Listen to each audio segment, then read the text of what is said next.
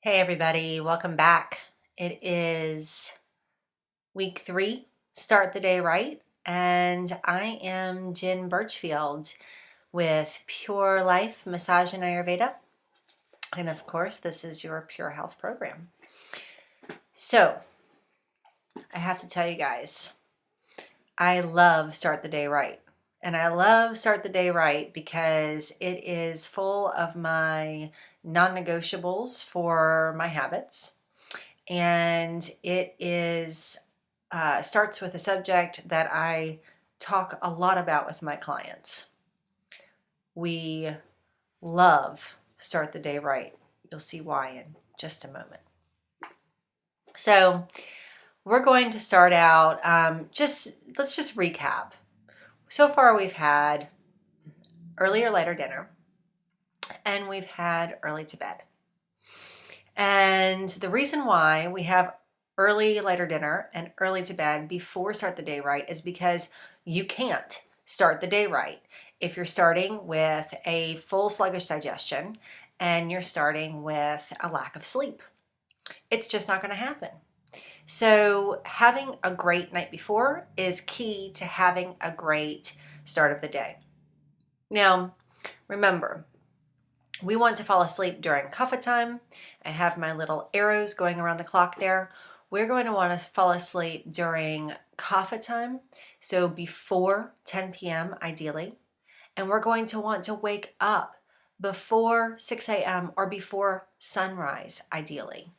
And you can change that cycle according to winter and summer. You know, if the sun is rising at 6:30, then you can get up right at 6.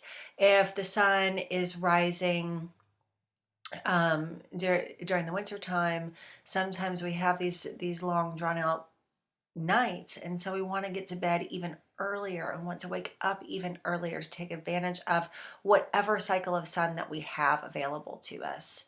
So flux that time as you will, but try to go to bed during kapha time. Try to wake up during vata time. We're going to think more today about this vata time of day. We've been talking a lot about what's happening during kapha time of day as we were talking about the end of day cycle. Now we're thinking about the beginning of the day and taking advantage of the light, dispersed, airy energy that is present during vata time. So remember that the elements that make up vata are air and ether. This gives way to the feeling or the movement of wind. So we think about light, subtle, moving energy. We think about disbursement. We think about the qualities of dry, mobile, all the things that are opposite of that kapha time. The reason why we want to wake during vata is because it's just easier. Our body is naturally, when it's in rhythm with the circadian cycles, it's naturally light, airy, and ready to wake up. You may remember last time I was talking about what happens when, especially when you were younger and you would wake at 4 or 5 a.m. and look at the clock and say, forget about it, I'm going back to sleep, it's way too early. But you notice that you were awake, that you felt wide awake and available to seize the day, but you decided that it was too early. So now we want to change our decision. We want to decide that being a part of the subtle energy that is existence around us, the universe, the time-space continuum, the subtle energies that are in the very makings of life force. We want to be tapped into that. We want to take advantage of that. And so shifting our mindset to saying, yes, I want to be an early bird. Yes, I want to wake up during vata time. I want to take advantage of what the Vedics call Brahma Muhurta. And Brahma Muhurta time is the sacred time before the dawn. And so this takes place during Vata. It's said, uh, the Vedic texts think about time in these cycles of around 90 minutes. And so some people will say it's the 3 hours before dawn, two 90-minute cycles. Some people will say it's just that 90 minutes right before the dawn.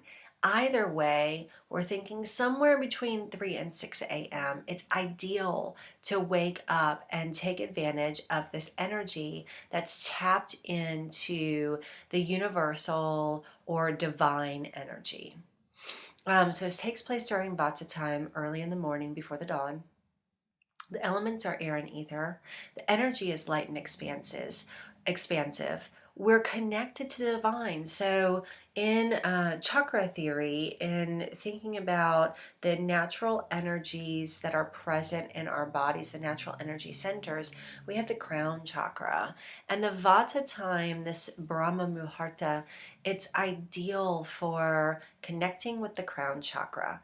And that's our center that is, it's at the top for a reason. It's the light, airy energy, and it's able to take advantage of that connection to the universe. And if you are somebody who believes in God, it's a great time to take advantage of connecting to God.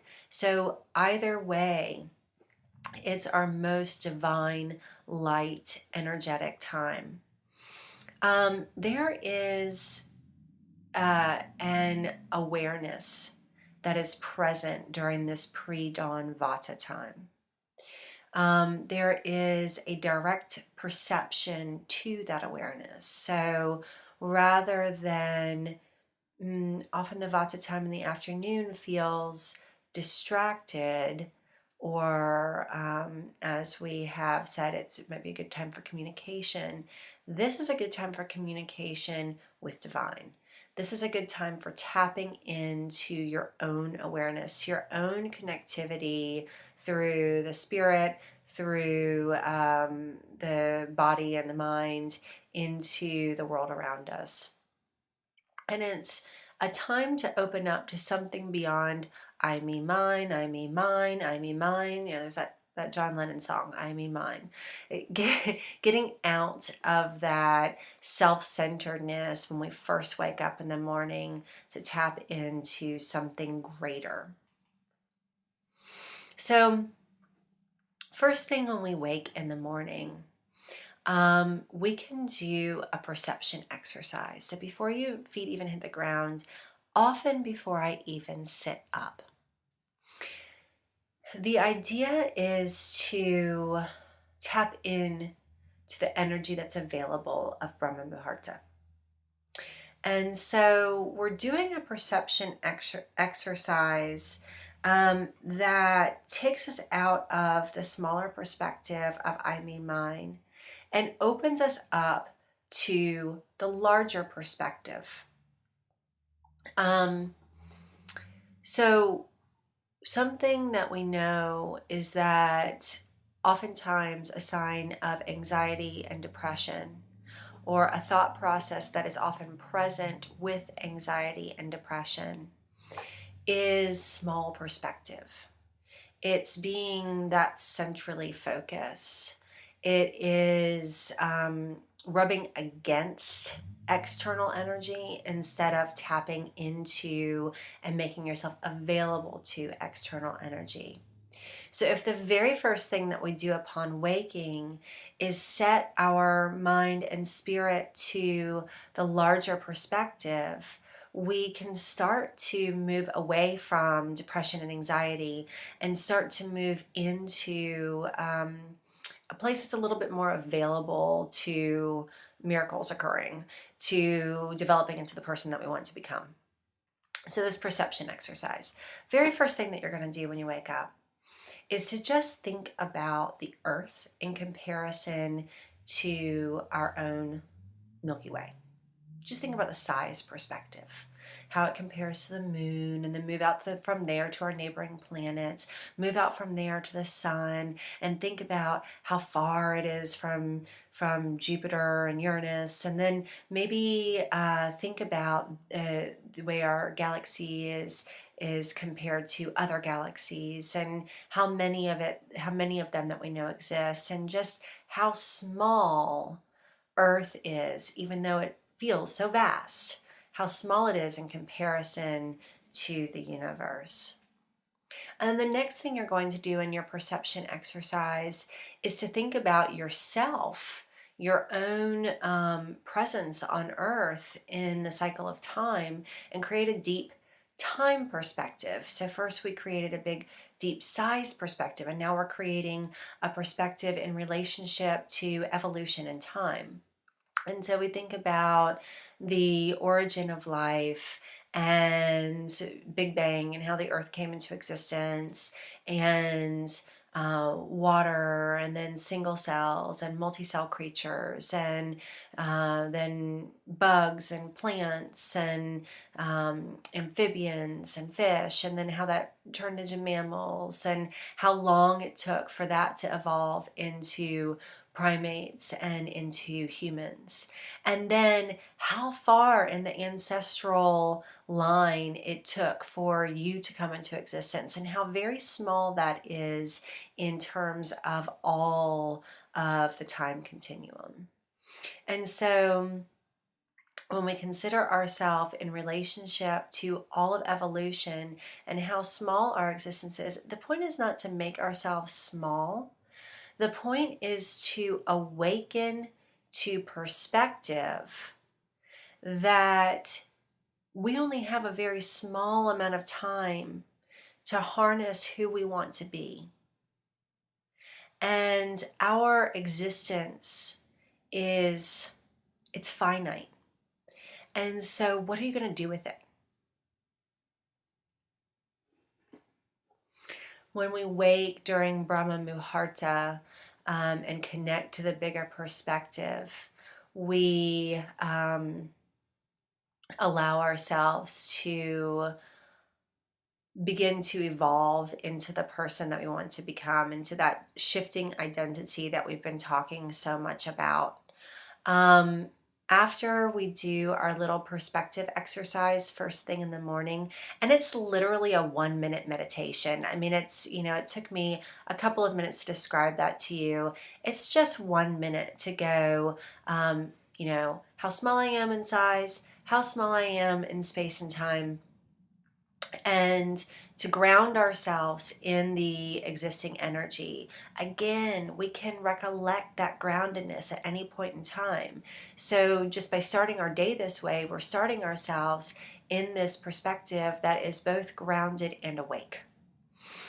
And then the next thing that we can do before getting up and moving on into our day's activities is a quick mental rehearsal for the day.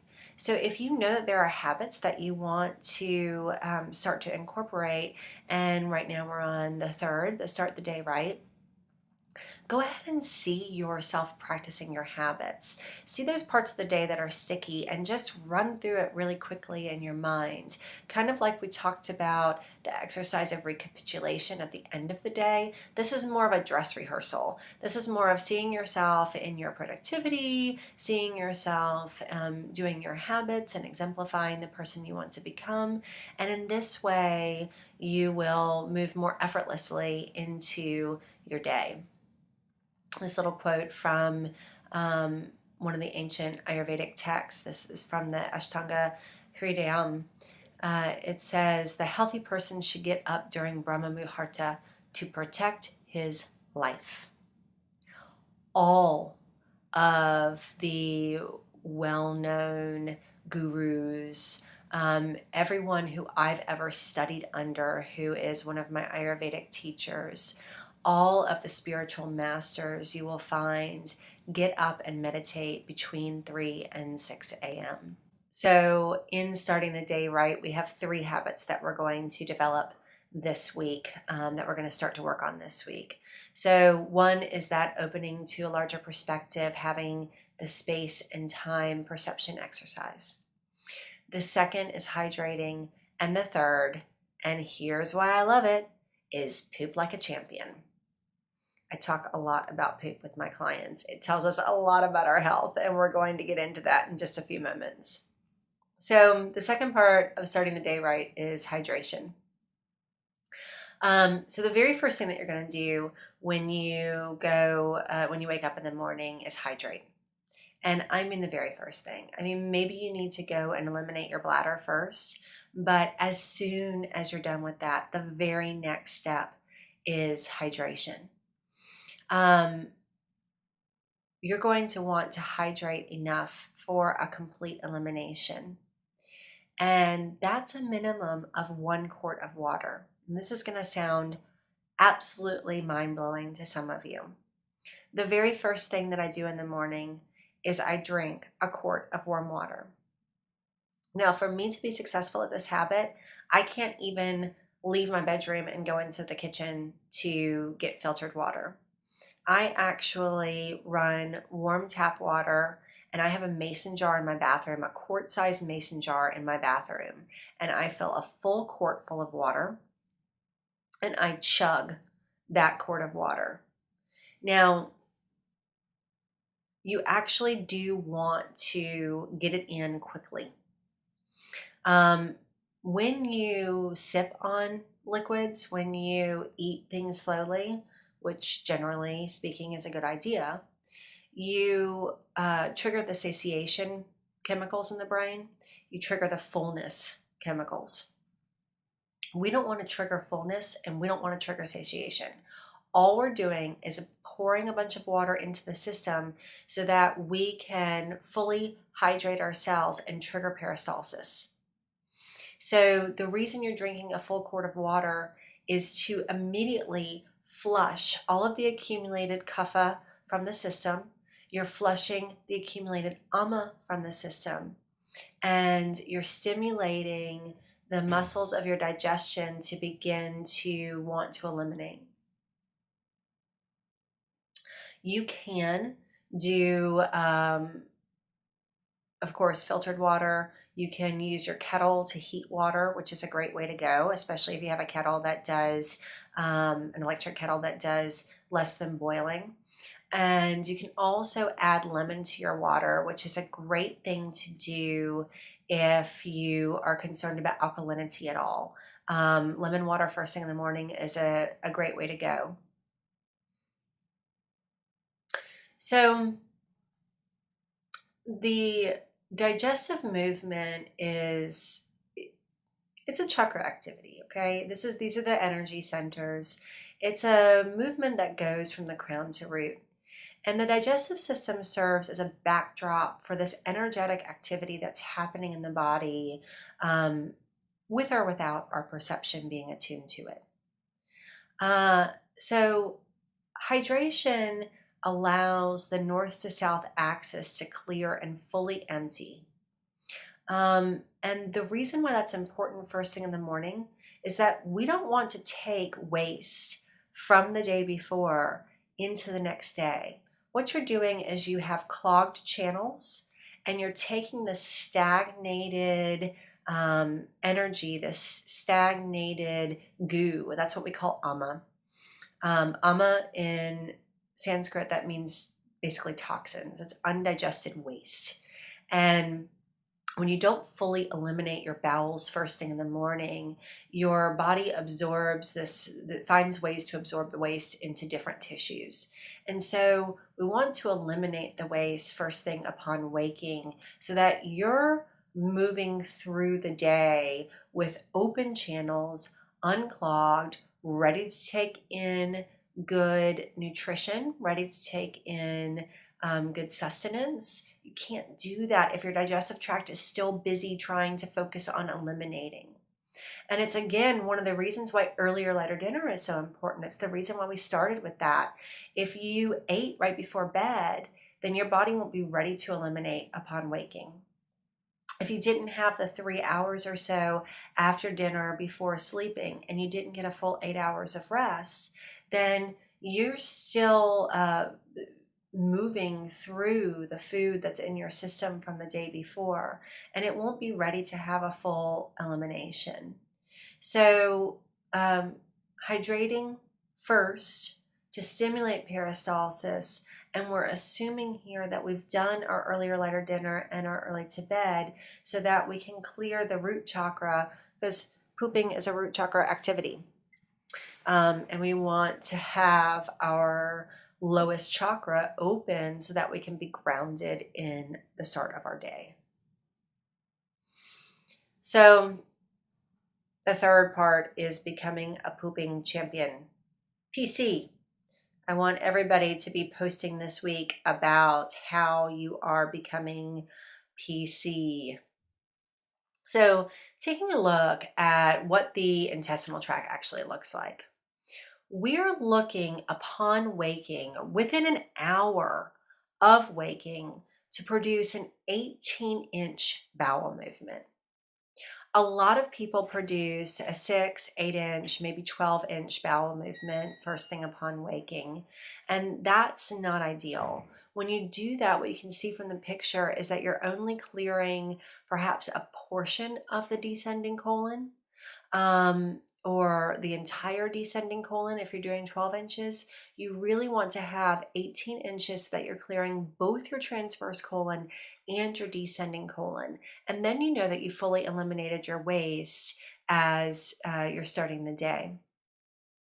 As we move into our next practice, which is breath body practice, the next thing that we're going to begin to harness is our early morning exercise. So you don't want to be taking a heavy, full, obstructed bowels into your exercise routine. You really want to be able to tone the bowels that they're willing to eliminate first thing. Of course, hydration being a key portion of that, but also training your intestines to efficiently move through peristalsis so that you can do that full 18-inch bowel movement first thing in the morning. The third part of becoming a poop champion is using a footstool. This is 12 inches or higher, is ideal, and that is we'll take a look at this a little later in the slideshow, but that is to unkink the muscle that contracts the colon. So when you can unkink that, you allow the poop to eliminate more easily. And so a lot of us have heard of Squatty Potty now. They're available at almost every store. I'm so glad this has become a popular trend. You can buy a Squatty Potty, or you can just get a footstool, or you can build your own to whatever height you want it. Okay, so a lot of people, including myself, have moved through this world in chronic constipation. And if that is you, we're going to talk about some ways that you can begin to alleviate that constipation.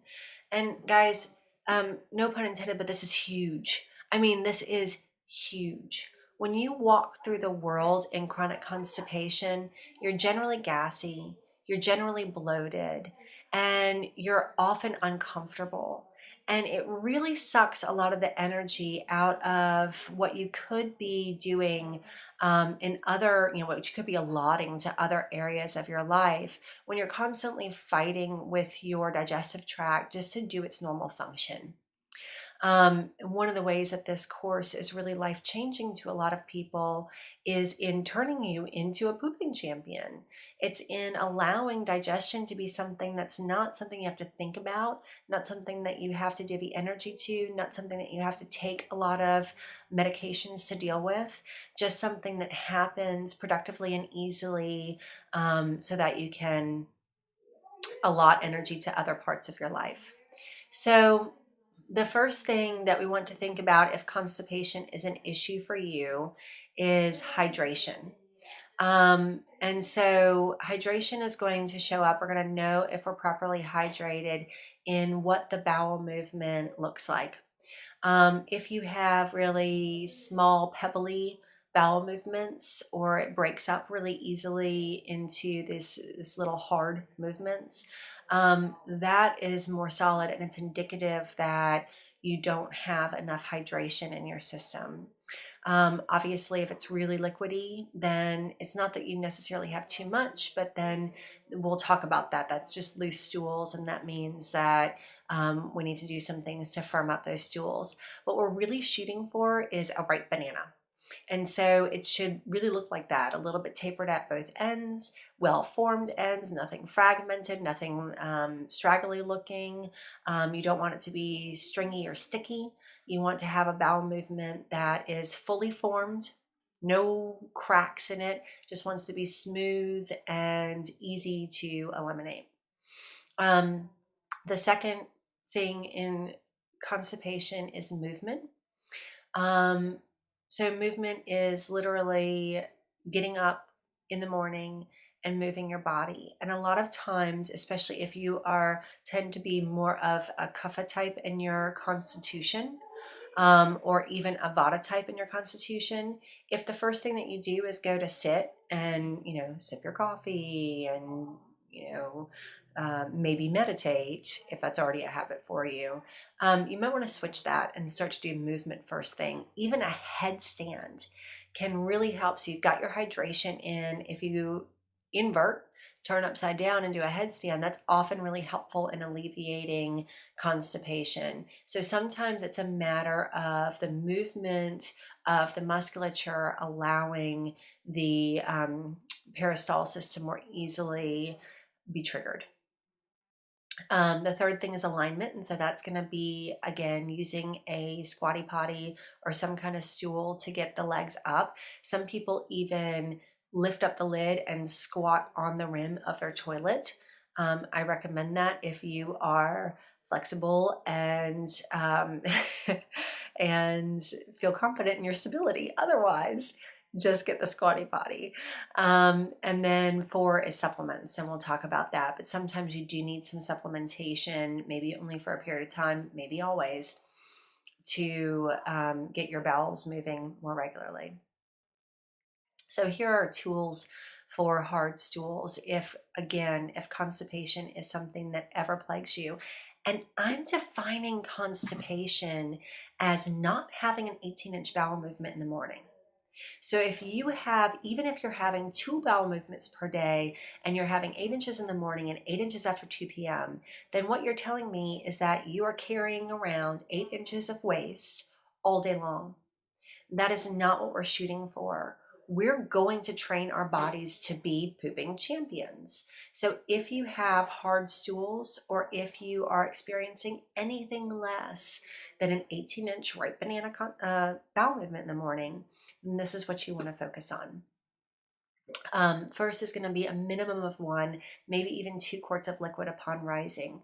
So when I chug my warm water, if I don't experience a downward feeling within a few minutes, then I know that I need to drink more water. And again, because I've been constipated most of my life, that's something that I have to do. It may not be you, but I am often 2 quarts of water first thing in the morning. And a note about that water, if it's wintertime, then that water should be almost as warm as tea water, or as warm as tea water. If it is, it's hot tea. If it is summertime, then it can be room temperature, and you can bring it up from the filter at nighttime and have it next to your bed to go first thing in the morning. I always like warm water because I have a tendency towards a cold constitution. So warm water soothes my digestion and allows the peristalsis to happen more easily. Cold water tends to shock my system and make my stomach really spastic, which does not lead towards peristalsis. The second thing is more liquid in your diet. So that doesn't just have to be pure water intake. That can be drinking more smoothies, soups, stews, and juices. So what you want to think is that you're going to have a liquid breakfast and a liquid dinner. So you might want to have a green smoothie for breakfast or juice for breakfast. And you might want to have just soups for dinner. And then even your lunch can have more liquid in it, one thing I tend to do is add bone broth to anything that I'm having at lunchtime. And that really gets the liquid plus some of the collagen and things that I need to have more regular bowel movements. Um, so there is a number three, there is a supplement, a magnesium supplement called Calm. And it's a powdered magnesium that you take before bed. You dissolve it in warm water and you take it just before bed. Um, or any other magnesium supplement. That can often be helpful to loosen your stools, create a less hard stool. Um, if you are dehydrated and you take magnesium, you will get leg cramps. So don't go through life dehydrated, and don't think that you can resolve dehydration with magnesium. You need to still be in a state of hydration before you take supplements. Green juice in the morning. Green juice can be a great way to trigger your body toward elimination. And because you are drinking things that are high in chlorophyll, you can even take liquid chlorophyll, which is something I do every morning. Um, because you're taking something that's high in chlorophyll, the cells are easily nourished. Your cell structure will take in the water intake more readily because you're taking it in the form of chlorophyll, which your cells like to gobble up. So it is both oxygenating and hydrating. So in Ayurveda, we have an herb complex called Triphala, which is like 3 fruits.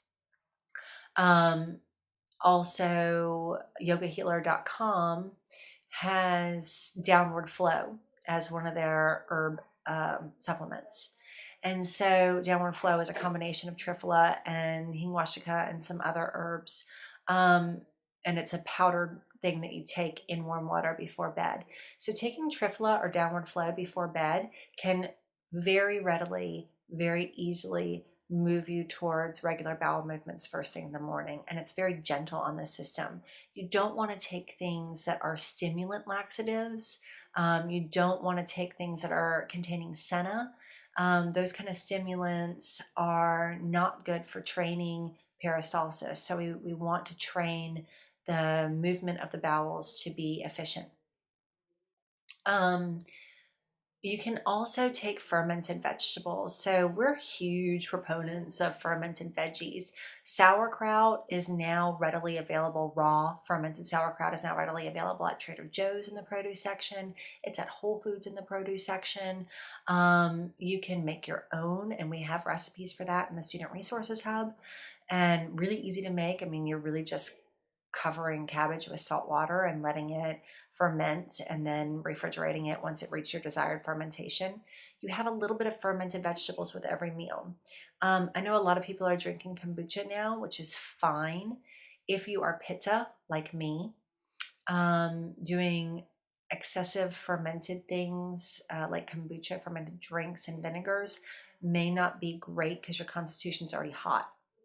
So I find that fermented vegetables with the meal, it carries the fermentation further into your digestive tract before those little bugs are dispersed. So eating a little bit of sauerkraut with every single meal is a great way to get regular and stay regular. Beets are also fantastic. They help with bile production. So having beets with dinner is a fantastic way to get yourself into more regular bowel movements. There's a herb called hingwashika in Ayurveda, and so you can order hingwashika. Again, it's in the downward flow. It's helpful for digesting legumes and harder to digest carbohydrates. It is also great for creating that downward movement of vata to get it moving downwards instead of dispersing. Aloe juice, and also a vata reducing diet. So my favorite resource for, we have some of this in your Student Resources Hub, but my favorite resource for a really complete list of foods to eat for balancing any of the doshas, vata, pitta, or kapha, is at ayurveda.com. You'll go to the Resources Hub. This is Vasant Lad's website. He's a huge Ayurvedic physician in the United States. He basically brought it to the US. Um, so go to his website, ayurveda.com, go to the resources, and you'll find this really nice, complete, like 6-page PDF that breaks down. It'll say Vata, and it'll say avoid these foods and favor these foods. And that's the diet that you want to follow for reducing Vata. Um, and then the same will be true for the other doshas if you're interested in that. The other thing is taking, and I forgot to mention it here, but is taking chia porridge. We have a recipe for that as well. So chia porridge in the AM, as opposed to or with or alternating with green drinks or green juice, is fantastic for creating regular bowel movements. And so what I typically do now is a green drink or chia porridge, one or the other, every morning for breakfast. And that keeps me moving pretty well. If you're the opposite and you have loose stools, this is often a pitta problem. It's a sign of a little too much heat in the digestive tract. Pitta is seated in the small intestine, and so it's kind of burning up the food and not letting you assimilate the nutrients of the food. It's like digesting too quickly. And so tools for loose stools, nutmeg and yogurt takra basically just means that you're putting nutmeg into unsweetened yogurt, add a little water, it becomes a drink, and you can drink that, consume that. That's really cooling for the system and calms down some of that pitta. Nutmeg, by the way, is more vata inducing. So if you're taking a lot of that and you're more constipated, maybe you want to ease up on the nutmeg. There's an herb called bilva, which is fantastic for helping to pull water out of the stool and begin to solidify that a bit. There is on lifespa.com, that's John Douillard's website, there is a complex called Elim 2. You can also add more fiber to your diet to bulk things up a little bit. And also a pitta reducing diet. So back to ayurveda.com for a pitta reducing diet.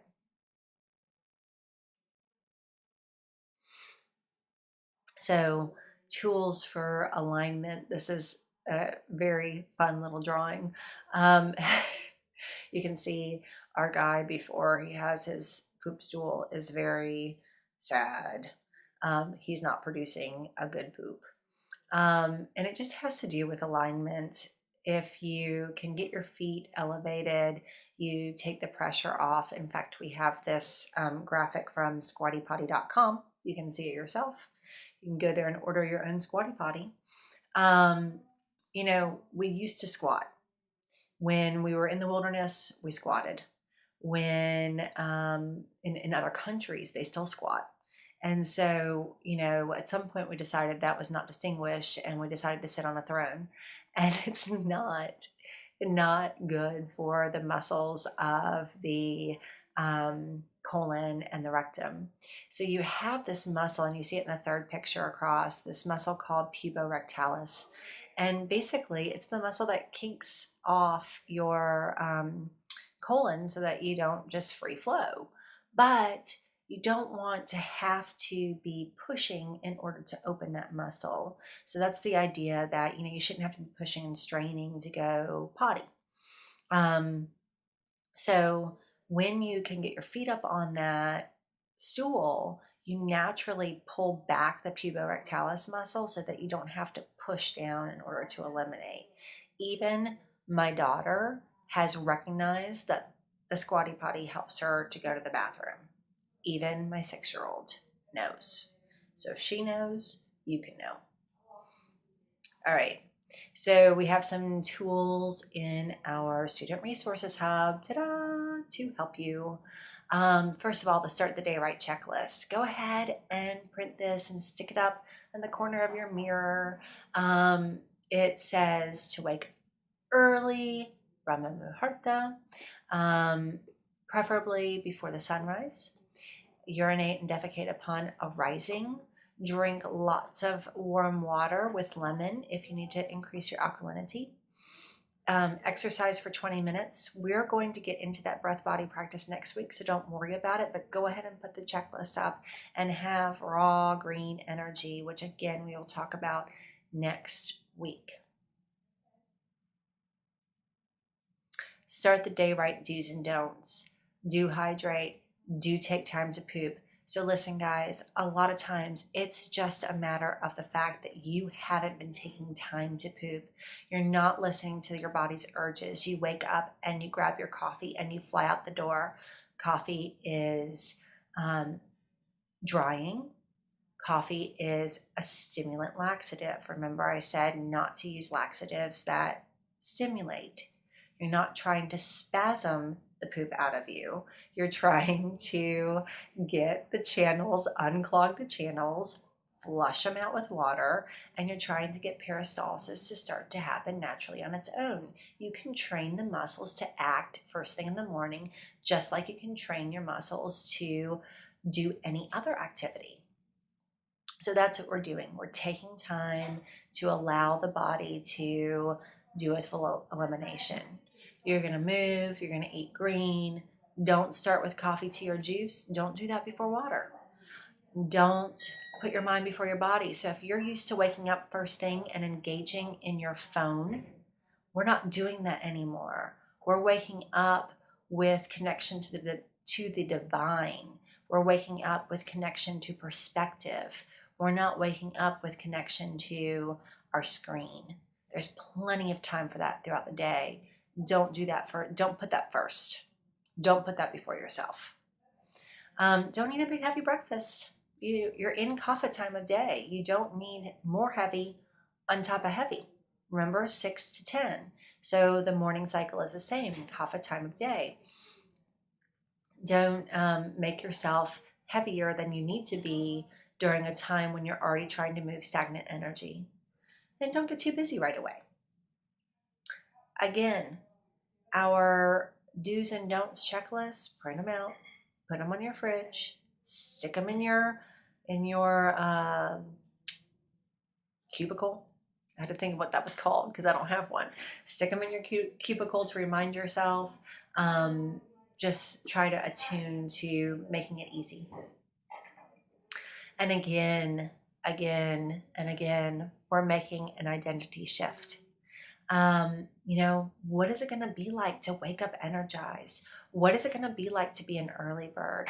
What is it going to be like to start to feel energized, start to feel clear? When you clear out your waste, you clear out your mind. And so, how will it be to start the day with clarity instead of sluggishness?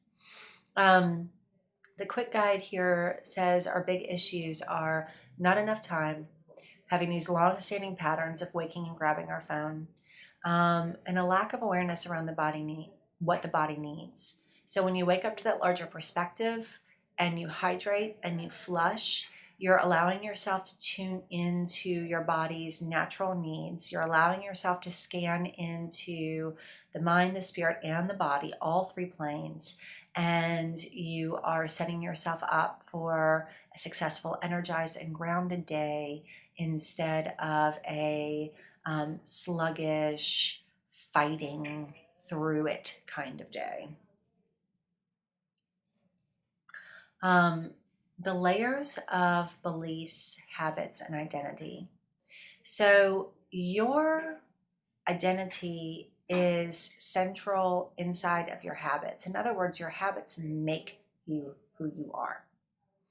The more that we practice our habits, the more we become the person who is fill in the blank. And how the world sees us is affected by our habits as well, right? So if we are an early bird, if we are a productive early bird, what do? We eat an early dinner, we go to bed early, we start the day right, we hydrate, we flush, we poop, we awaken to a bigger perspective, and the world begins to see us as this productive, energized person who is aligned with the identity of who we want to be. So the Start the Day Right Intuition worksheet. Start to tap into this week. I want you guys to break this out this week.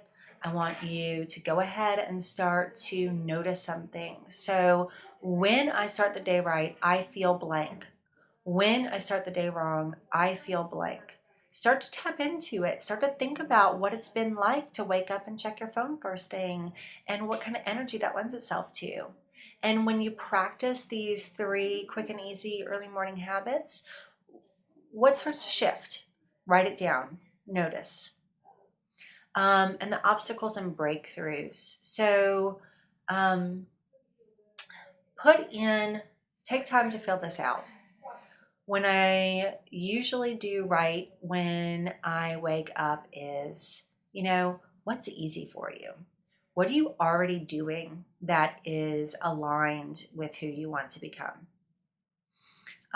So maybe what I want to change, if you look at the answers column, what I want to change first to start the day right is, so maybe there's a little shift in there. Maybe there's a Kaizen move that you can do. Maybe it's starting with 8 ounces of water instead of going with a full quart. Maybe it is backing up your wake time by 15 minutes each month so that you're starting to wake before the dawn. Maybe it is putting water before coffee. Just small Kaizen steps to get yourself to the breakthrough. So that's it for this week. We'll be checking in on the forum. I want you to put down some of your obstacles and breakthroughs. Start to notice what happens when you start to train your bowels to eliminate first thing in the morning, how much more clarity you have. And I will talk with you all on this week's call. Namaste.